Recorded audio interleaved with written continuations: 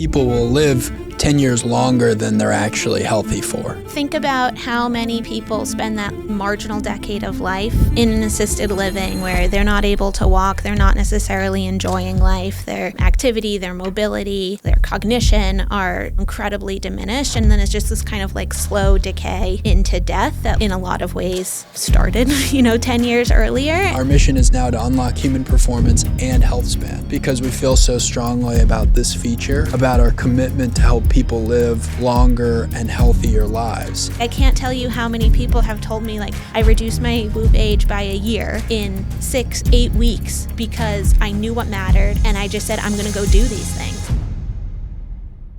Okay, Emily, welcome back. So excited to be here for this one, Will. Healthspan, this is a big one. It's funny, I think you and I have both seen the designs or ideation of a feature long before the feature is actually built.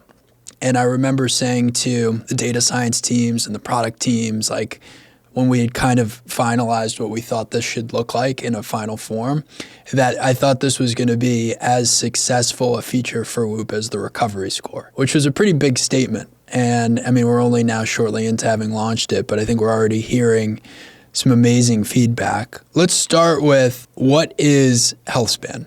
Healthspan is generally this concept of we're all familiar with lifespan, right? That's how long you live. But the place where science and medical advancements have made the most gain is improving lifespan without necessarily improving healthspan. So you can think of healthspan as this thing that's up to, but not necessarily as long as your lifespan, which is where you're living with health. And we know now that there's about a decade gap between health span and lifespan.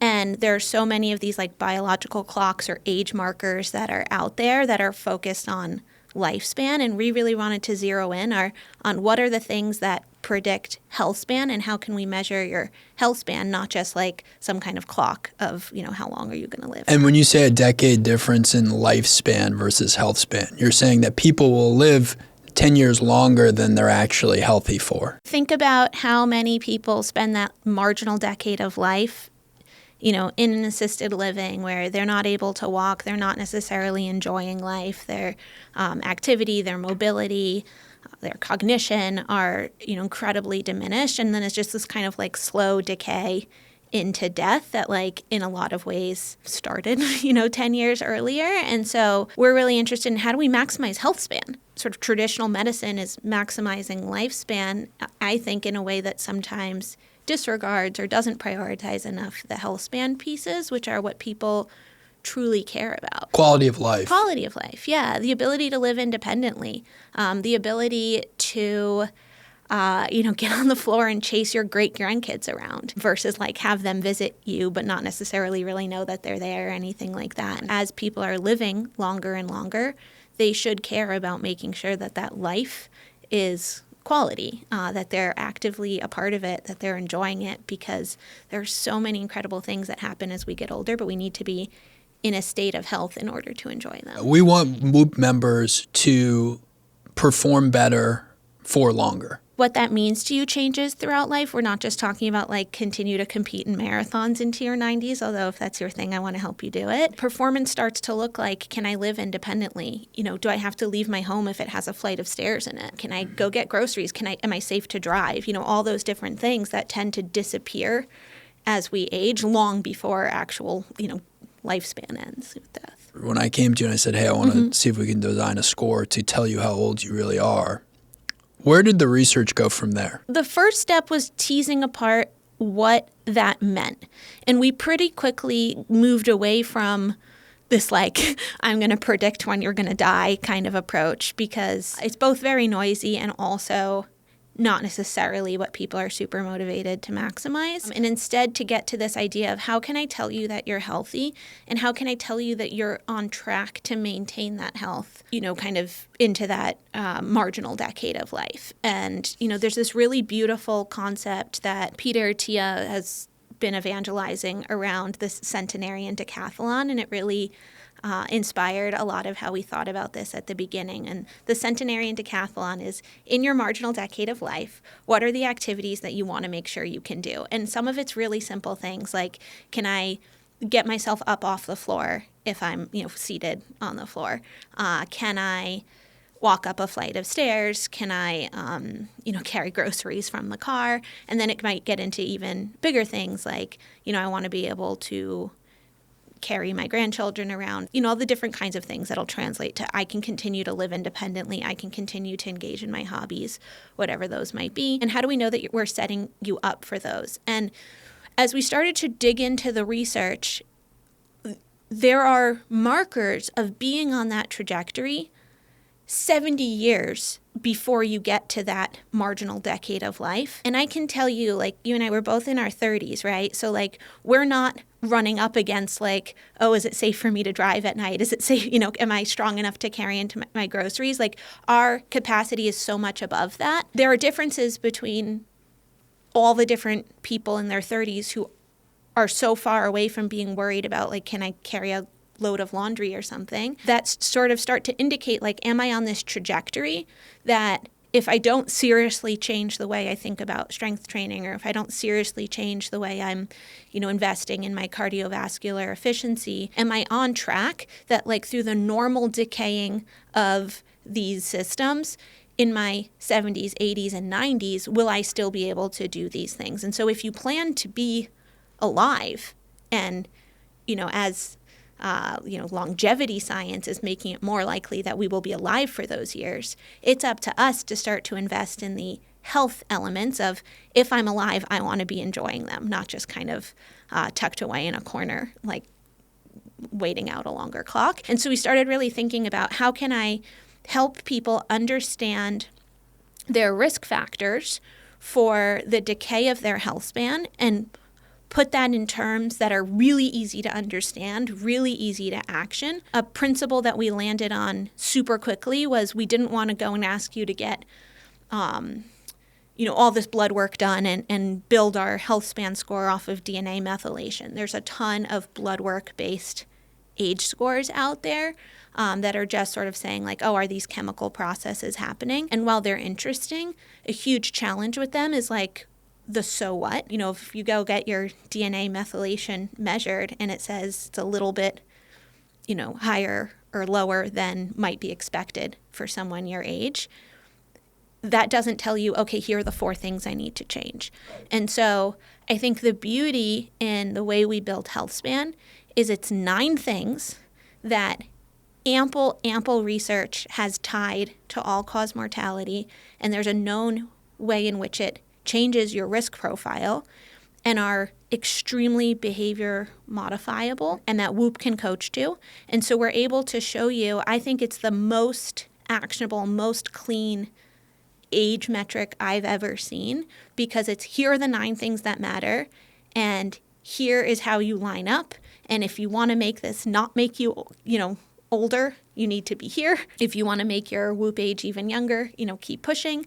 And you can very clearly, within 5-10 seconds of looking at the feature, have a laundry list of, these are the places I need to go and invest.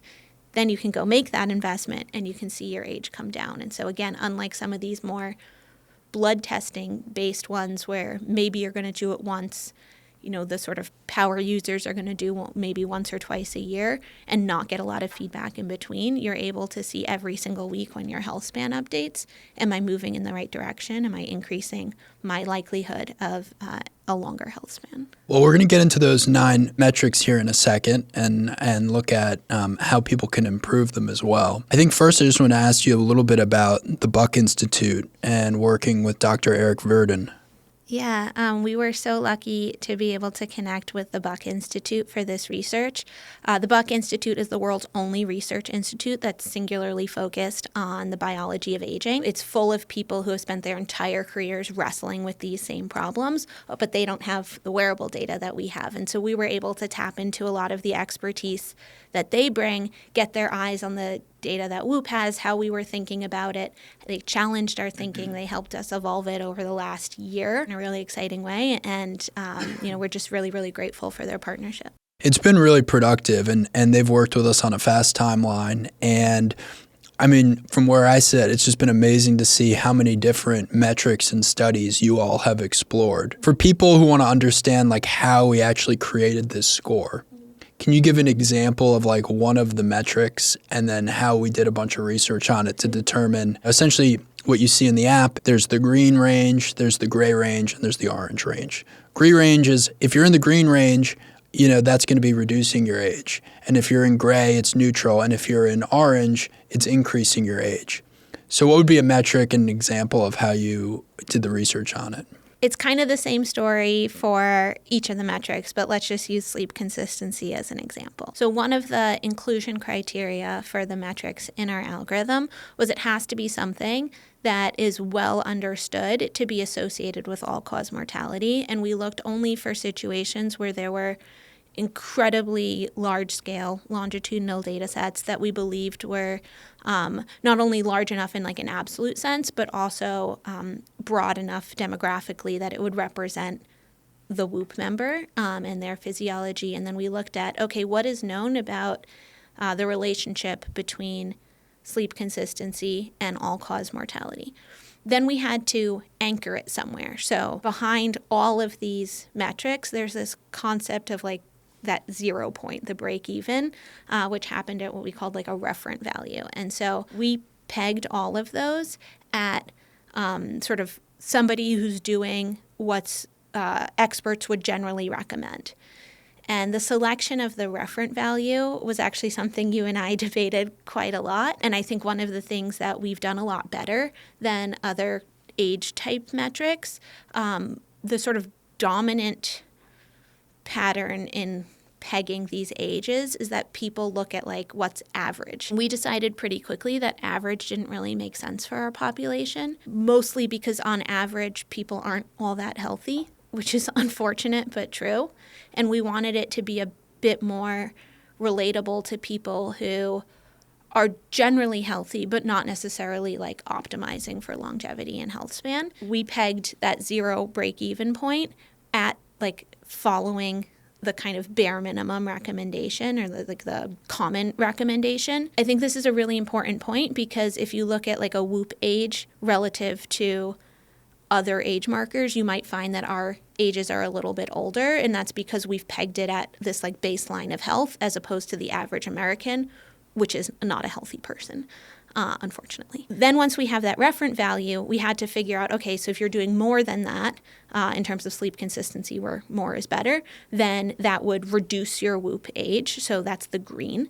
And if you're doing less than that, that will increase your WHOOP age, essentially like making you older.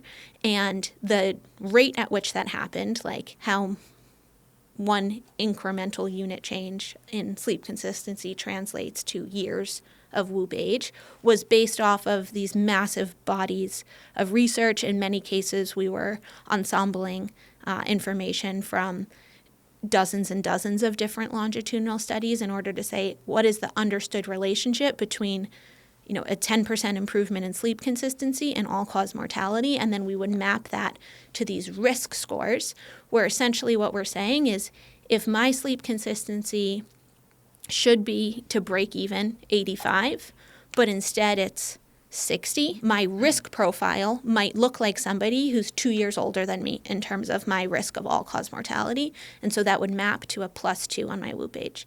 And then if instead of being 25 points lower, it was 10 points higher. My sleep consistency is 95 when the referent value is 85.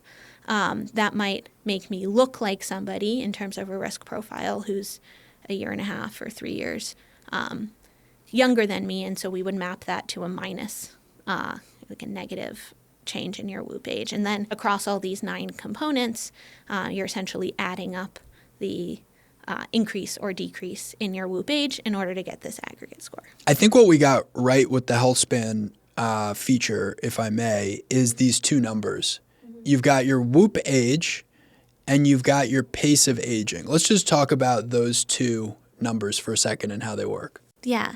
So your WHOOP age looks at those 9 metrics, and each metric is going to have either a positive impact or a negative impact on your WHOOP age, where the positive impact making you older, sort of less desirable, negative impact making you younger, more desirable, and we're just adding them up across those 9 measures. And so super transparent, really easy to understand where where the strong spots and the weak spots are. It's also all nicely color-coded, so anything that's in the orange, you want to try and get into the gray and then into the green. And if everything's in the green, you're very impressive, good on you, and you can try and keep pushing towards greener and greener values.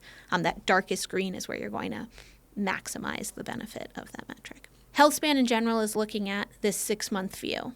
And the problem with a 6-month view is that, 1 day, 2 days, 3 days of an improved or worsened behavior isn't going to have much of an impact when you're looking at a 6-month aggregate. So we also created this metric called pace of aging that looks at just the last 30 days. And so what that's basically saying is if the last 30 days are sustained, like my data looks like it did in the last 30 days for the next 5 months, so that I have 6 months that look like this, what will that mean for my health span? So it's this little preview of, am I going up? Am I going down? Am I making changes that are going to improve or worsen my Whoop age? It gives you this holistic picture in Whoop age in terms of physiologically, where am I right now, while also giving you this little hint in terms of where you're headed. Yeah, I think they're two powerful metrics. I mean, I'm looking at mine right now, and they're actually saying opposite things.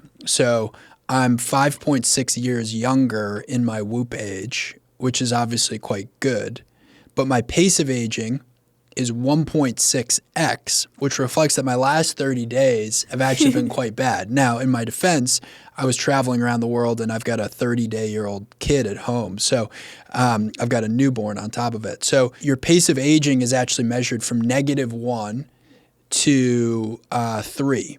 And if you are essentially at 1x, it would mean that all of your behaviors and decisions and metrics essentially equate to you performing or being at your chronological age. Right, so it's like keeping pace with chronological age, that every chronological year you expect to age 1 Whoop age year. So you really want to be below 1, and where it starts to feel really good and really badass is when you get to negative. Right, so you can think of like the benchmark moments as at 1, you're keeping pace with chronological age. At 0, you've essentially halted aging. So you're going to maintain your Whoop age even as your chronological age goes up. And at negative, you're reverse aging.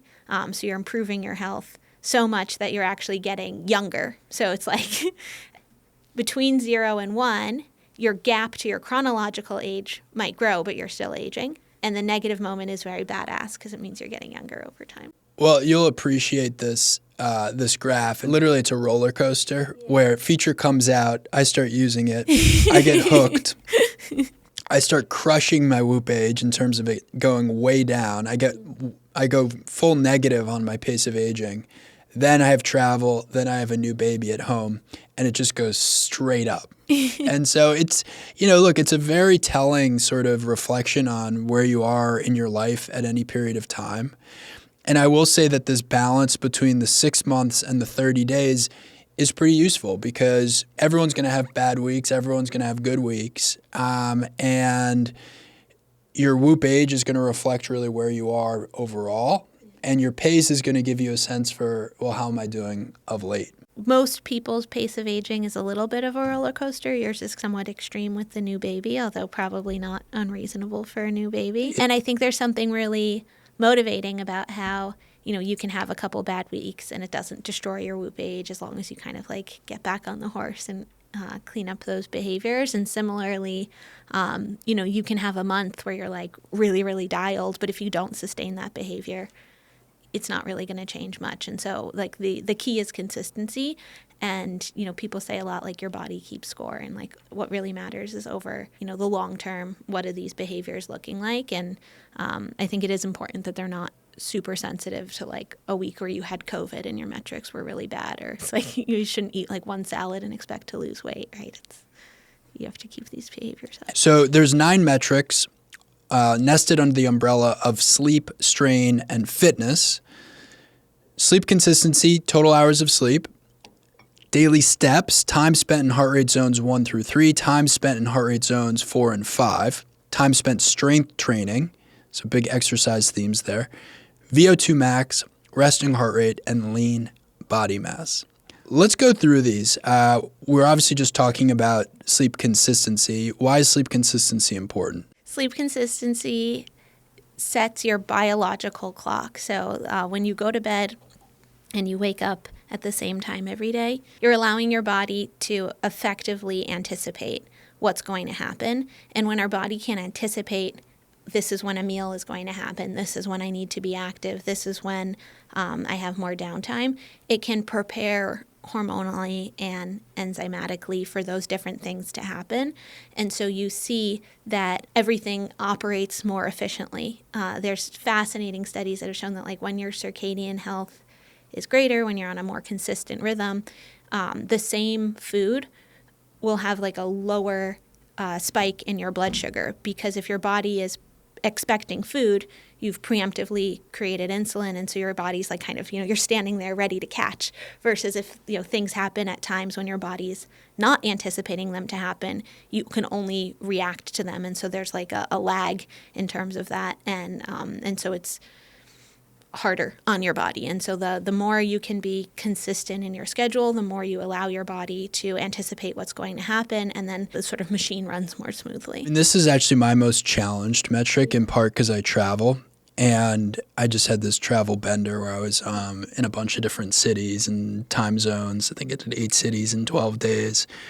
And that just nukes your sleep consistency. We went back and forth on this because it does kind of punish you for traveling, but physiologically, that's very true. It punishes you for things like shift work too. But if you look at, there's so much data, like shift work and transmeridian travel are class 1 carcinogens. Like they're strongly associated with all-cause mortality, with increased risk of cancer, with increased metabolic dysfunction. And it's one of the most important behaviors to dial. And you'll actually see this in Healthspan, like little improvements or like little regressions in your sleep consistency can have a relatively large impact on your WHOOP age, because the research really is that powerful. We published data back, at the beginning of the pandemic, showing that people who had better sleep consistency going into the pandemic, mentally, in terms of like their mental health, like kind of weathered all of that stress much better. And then people with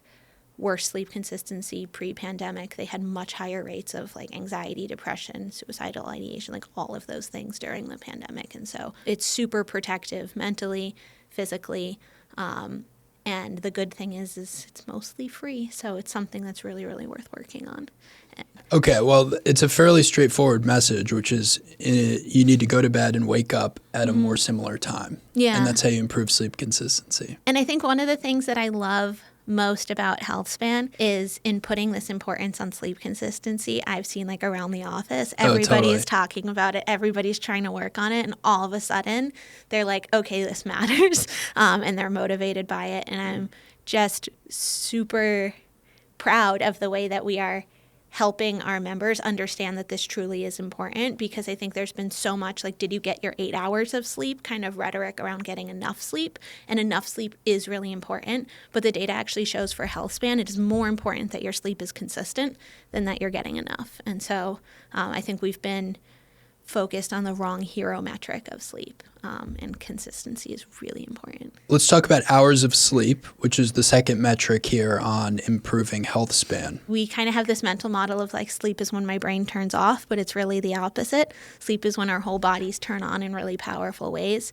We produce 95% of our human growth hormone during sleep. It's when our bodies repair. It's when our memories consolidate. When your body is in go mode, when it's awake, you kind of build up crud that like, kind of this debt that we need to clear out. Sleep is when the cleanup crews come, repair our bodies, repair our minds. And if we don't get enough sleep, nothing works. So you have to get enough sleep. One of the things that people will notice is that in order to break even, so get like a +0 on your health span for sleep, you have to hit 7 hours, which is lower than the amount of sleep that WHOOP is recommending for most people on most nights.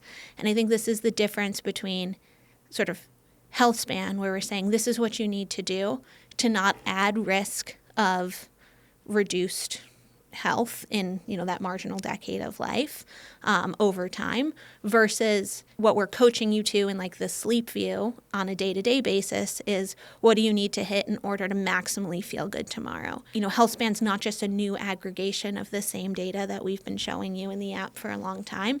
It's optimizing for this other thing, for this long-term picture of health. And so the bar, in order to not reduce your health span, is lower than sort of the amount at which you will maximize how good you feel tomorrow. So you don't necessarily need to be hitting 100% of your sleep every single night in order to not reduce your health span. One other observation with hours of sleep I noticed in the referent groups is that getting more sleep would make you younger up into a certain point. So it was like 8 hours or 9 hours. If you're getting that every night, that's going to make you younger. But it actually got to a point where more than that might signal the opposite. Yeah, this is an interesting place where the literature is pretty mixed, and part of why we needed to look at so many different studies to get this one right. The challenge with these massive longitudinal studies is that they can often have confounding variables. And so most people do not need 10, 11, 12 hours of sleep per night. Most people who are getting 10 plus hours of sleep per night, it's because there's some underlying chronic health condition. And so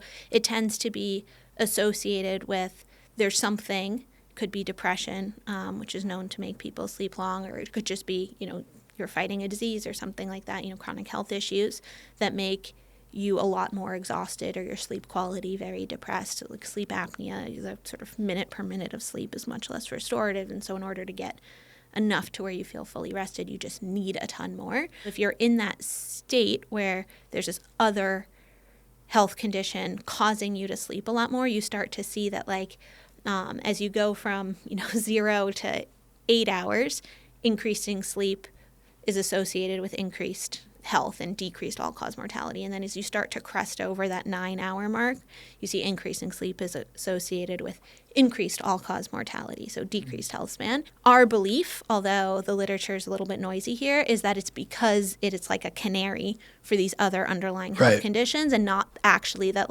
something bad is happening. There's a zero-sum game thing here with time.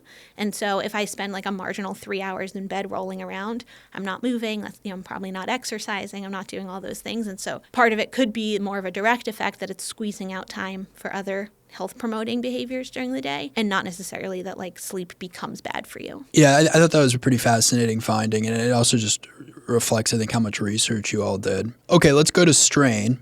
So time and heart rate zones is a big theme. We've got time and heart rate zones 1 to 3, and this is per week, and time and heart rate zones 4 to 5. I've seen, at least looking at my data, it looks like I have to get about 2 hours per week in time and heart rate zones 1 to 3 to have my age be decreasing based on exercise. Yeah, and your heart's a muscle, and with all muscles, there's a use it or lose it element, and if you're not intentionally exercising and getting into that upper limit of pushing your heart, it's going to get weaker and weaker over time. And what starts to happen is, we kind of talked about this at the beginning, right? In our 30s, just doing normal things walking up the stairs to come record this podcast and taking care of my house, taking care of my life, I might only be getting to that bottom 1/3 of my heart's capacity. And if that's where I live my whole life, you might not realize that upper limit is slowly creeping down. And then all of a sudden, you're 75 years old and you're trying to carry a 10-pound bag of groceries up the flight of stairs, and you realize that you're losing your breath, you have to pause. And it's because all of a sudden your maximum capacity has run up against the kind of cruising altitude capacity of daily life. And so you start to slow down, right?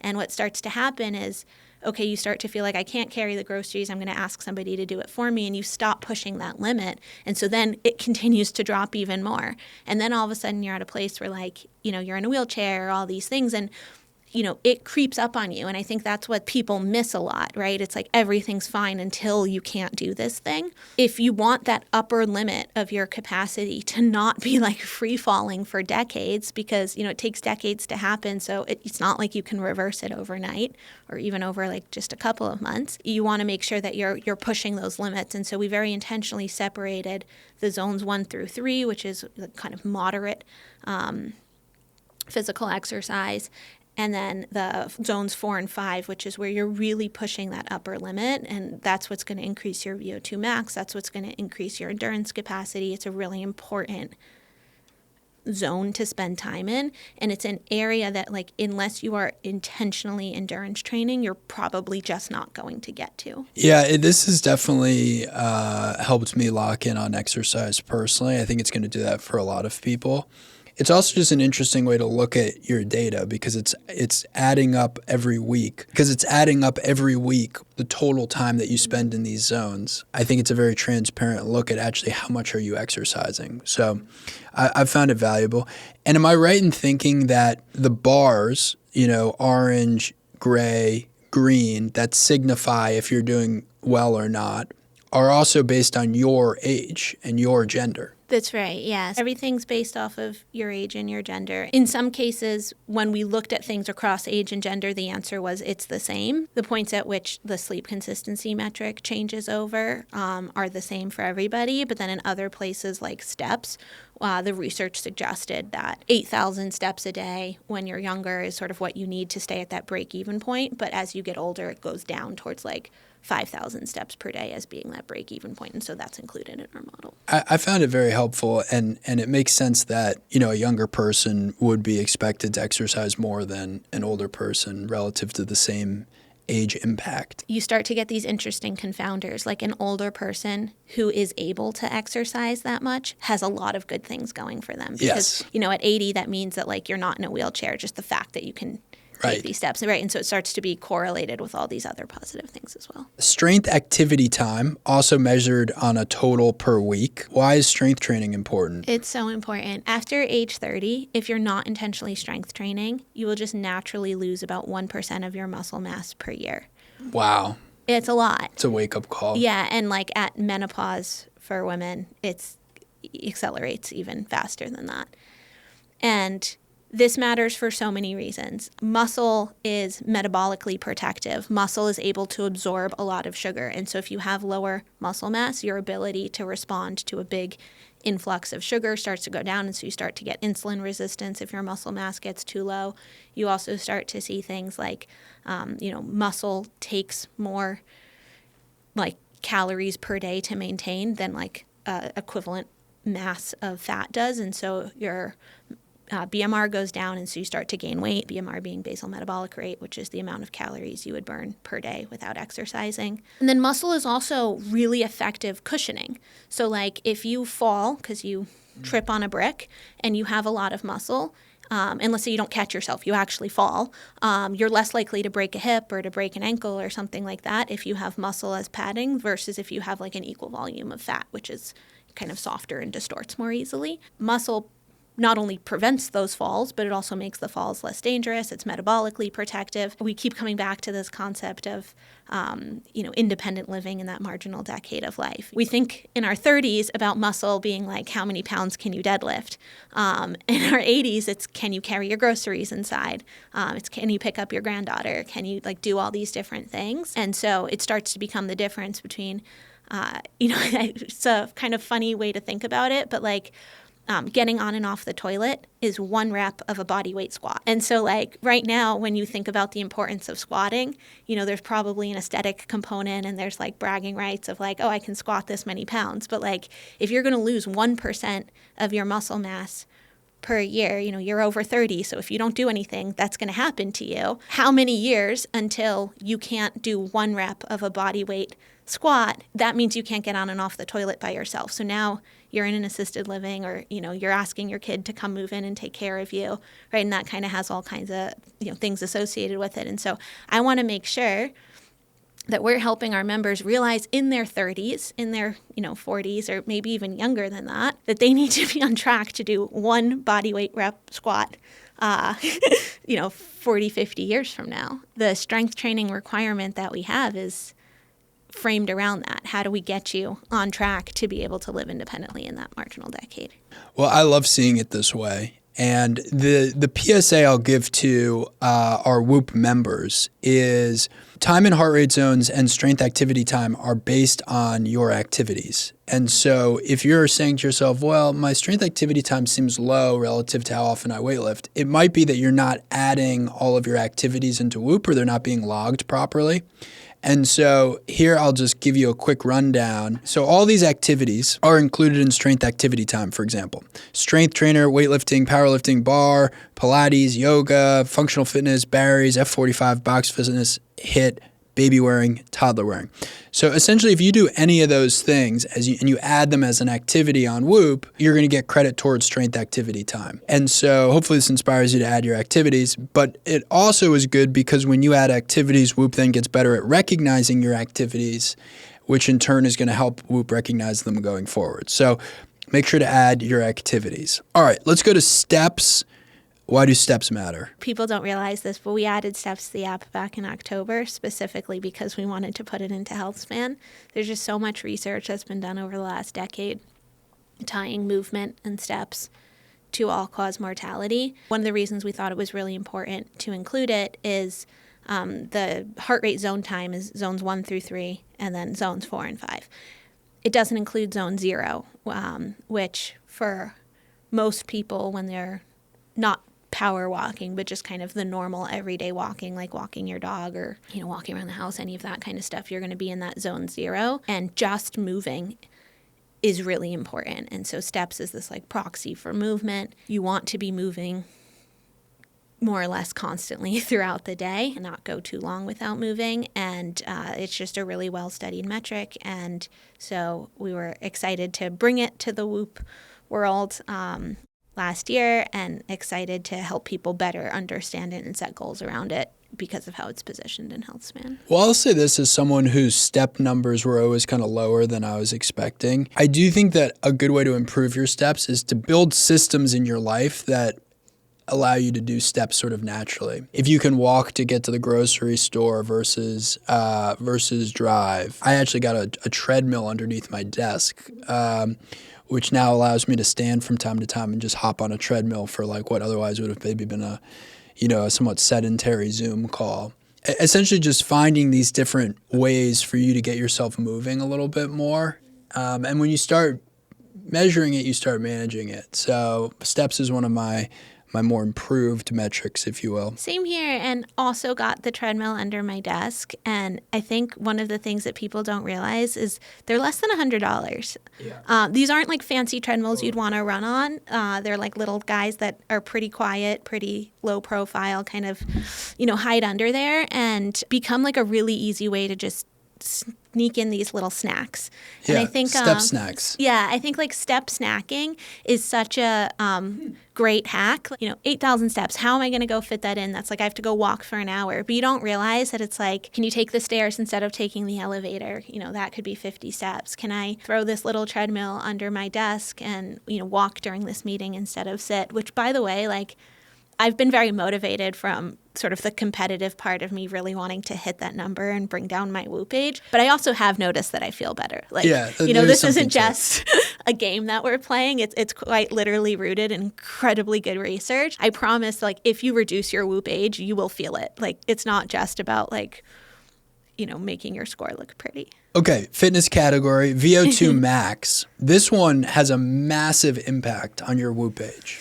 Yeah, as it should. It's one of the most powerful markers of cardiovascular health. We were talking earlier about that idea of like that maximal capacity, being, way higher than you need for daily living when you're in your 30s, but like kind of lowering and sneaking up on you throughout life until all of a sudden, you can't walk up the stairs without losing your breath. VO2 Max is what's going to tell you, can I walk upstairs without losing my breath? It's going to decline every single year if you're not actively pushing it up there. And so you should know what it is. You should know that it is more or less free falling unless you're paying attention to it. It was one of the last features that we released prior to the launch of 5.0 and MG. And the response that we got from our members was just so unbelievably positive because it's something that is so important. And so we were really excited to be able to bring it to the Whoop world. And I think now through Healthspan putting this context around it, one of the best predictors of your ability to live independently in that marginal decade of life, and something that I think people should be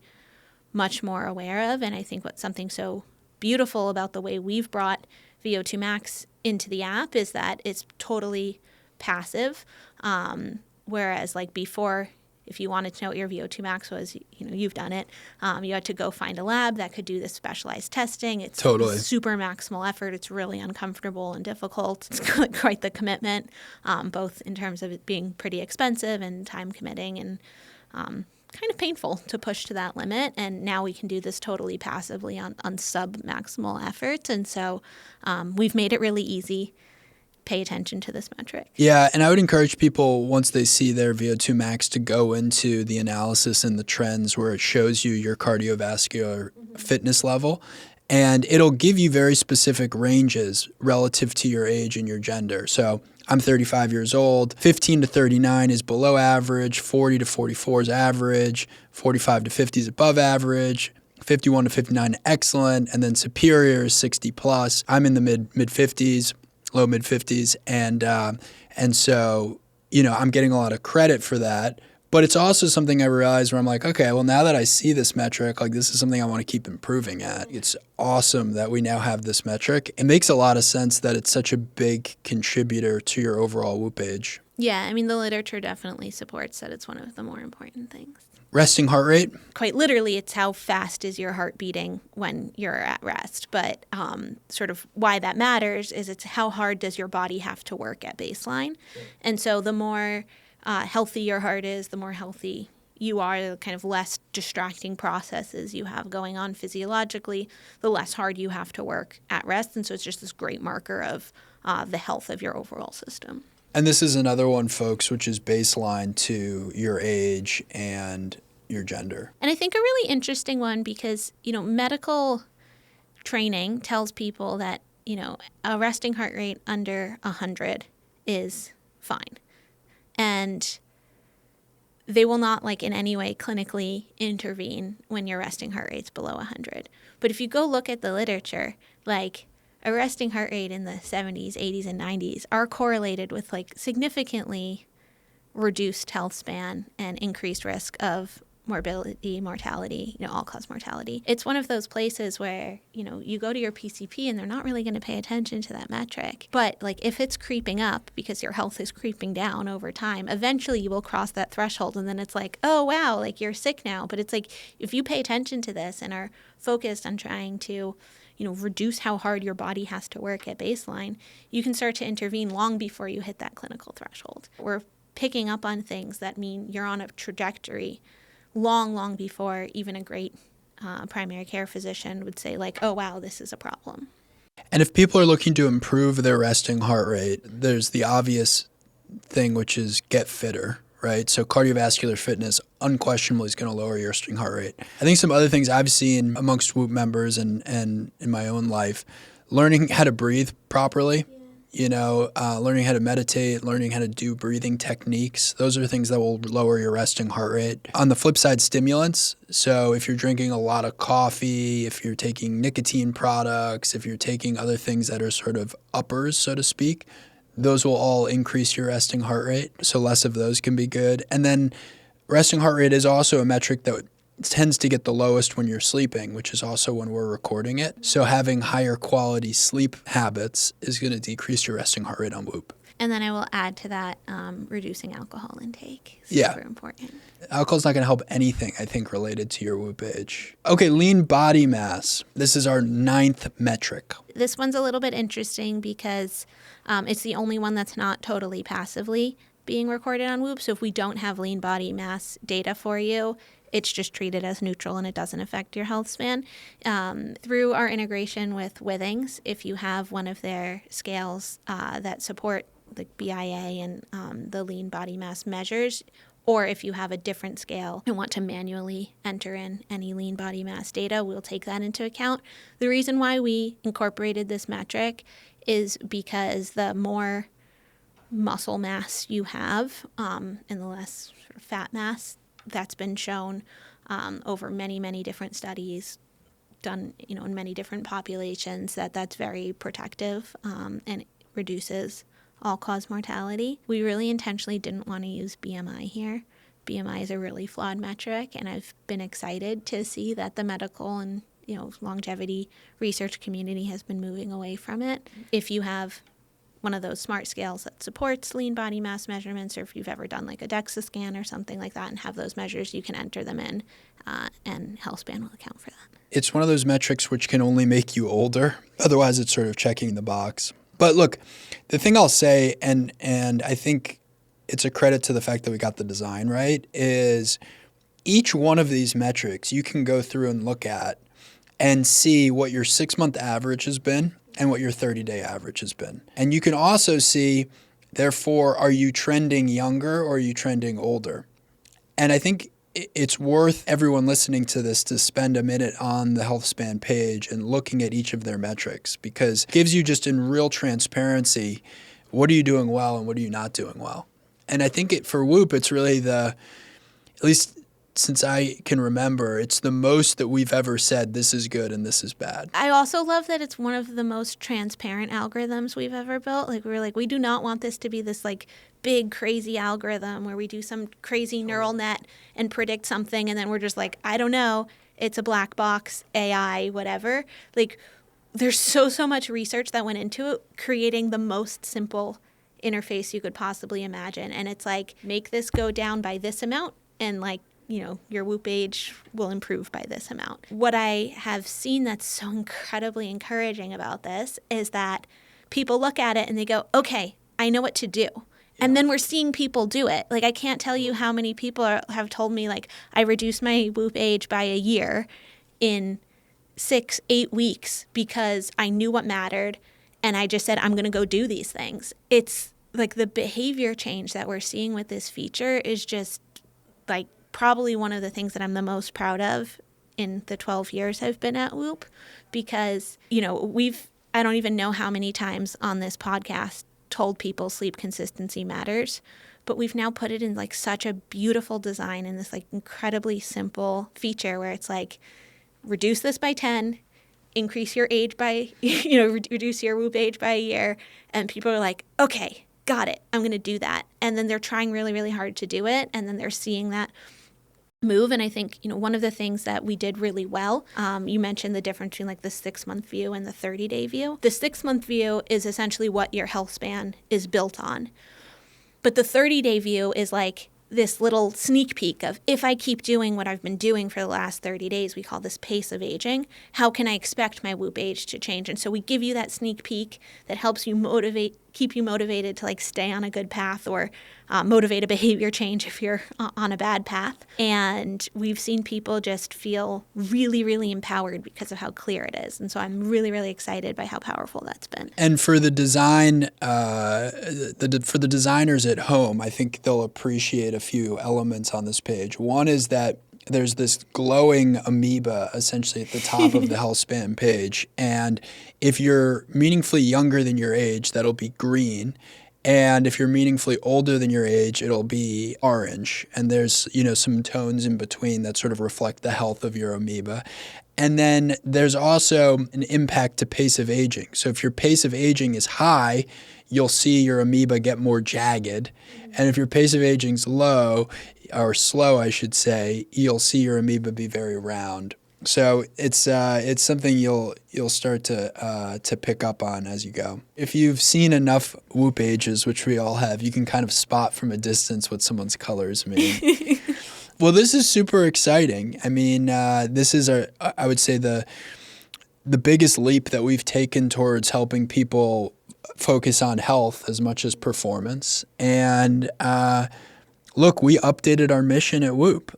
We said, our mission is now to unlock human performance and health span, because we feel so strongly about this feature and about our commitment to help people live longer and healthier lives with really high quality. What I so loved about the challenge of Healthspan was, how do we think about coaching people towards really long-term goals. So much of what Whoop has done historically has been about understanding tomorrow, understanding optimizing for the game on Saturday, understanding like hitting these shorter-term goals. And so this ability to say like, how do I know that I'm optimizing for my whole life, and that like Whoop is now this partner that, I don't necessarily have to have a very specific goal, but I think a lot of people universally can relate to this idea of, not wanting to be in that gap where Healthspan's run out but Lifespan hasn't. Creating just like a super clean, super actionable roadmap to not having a big gap